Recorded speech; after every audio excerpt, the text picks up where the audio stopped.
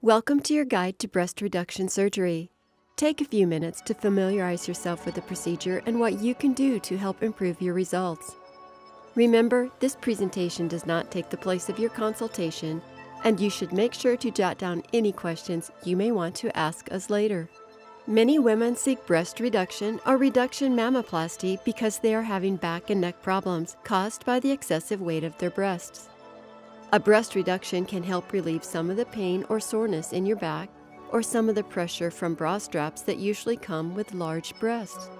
It is sometimes performed in conjunction with liposuction of the underarm and upper back area.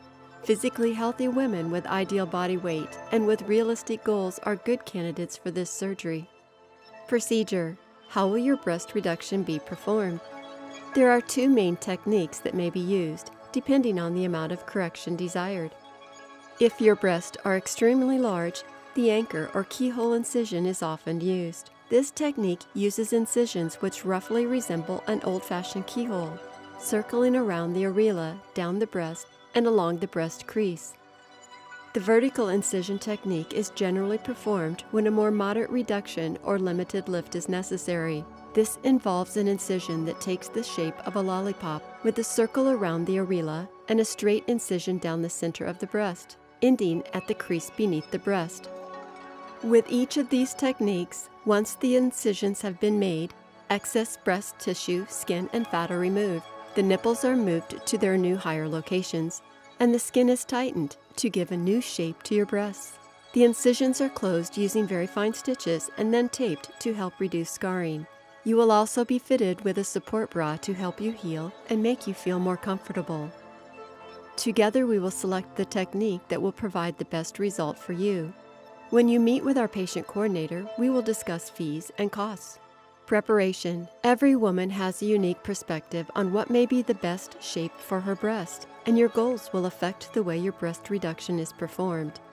It is important to discuss your desires and listen closely during the consultation so that you can set realistic expectations. A great result can only be achieved when there is good communication between us. You also need to understand that the shape you have before surgery will partially determine the shape you have after surgery. Some suggestions to help you prepare for surgery. Your safety matters to us. You should be very open. Provide all your medical history, drug allergies, list any previous surgeries or biopsies, medications, diet pills, vitamins, and herbs you are taking, even if you don't think they're important. Also, don't be afraid to be frank with us about your lifestyle, smoking, the strenuousness of the work you perform, your exercise habits, and the importance of getting back to work.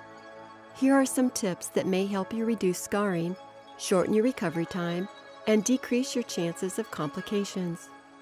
Discontinue using aspirin, ibuprofen, naproxen, St. John's wort, and vitamin E for 1 week before and a few days after your procedure. These act as blood thinners and could cause problems with blood clotting. Stop smoking and drinking alcohol in excess well in advance of your breast reduction and for 1 week after surgery. Drink lots of water in the days leading up to your breast reduction. Hydration will help you recover more quickly.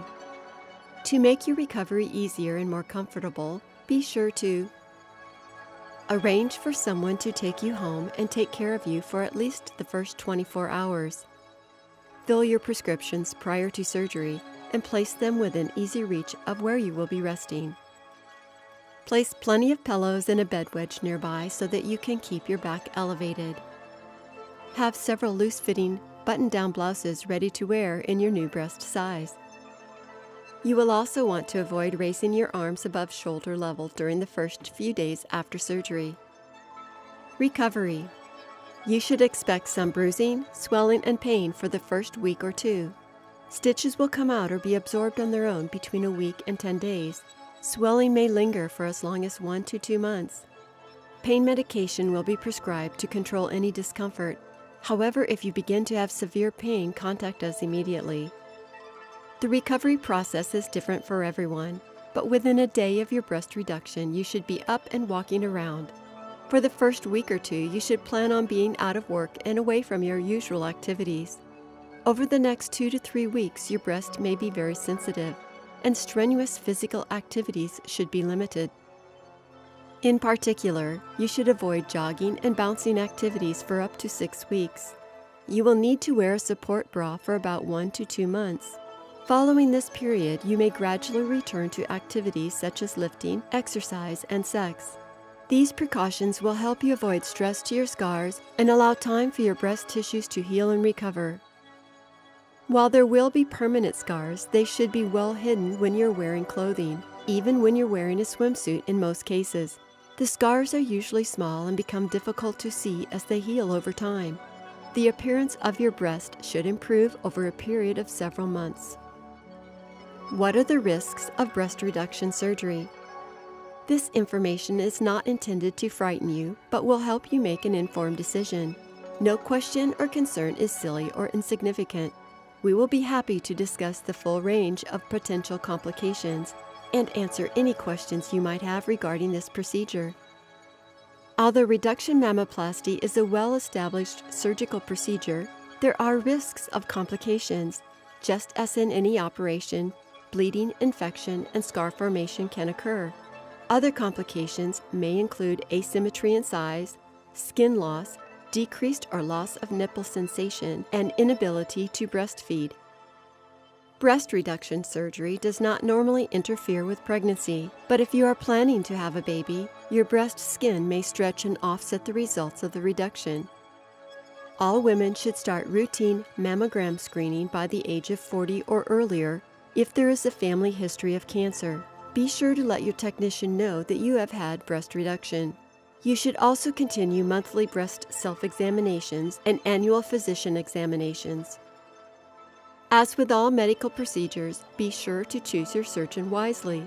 It is important to choose an experienced surgeon you can trust and develop a good rapport with, so you can openly discuss your concerns and particular needs throughout the process of consultation, surgery, and aftercare.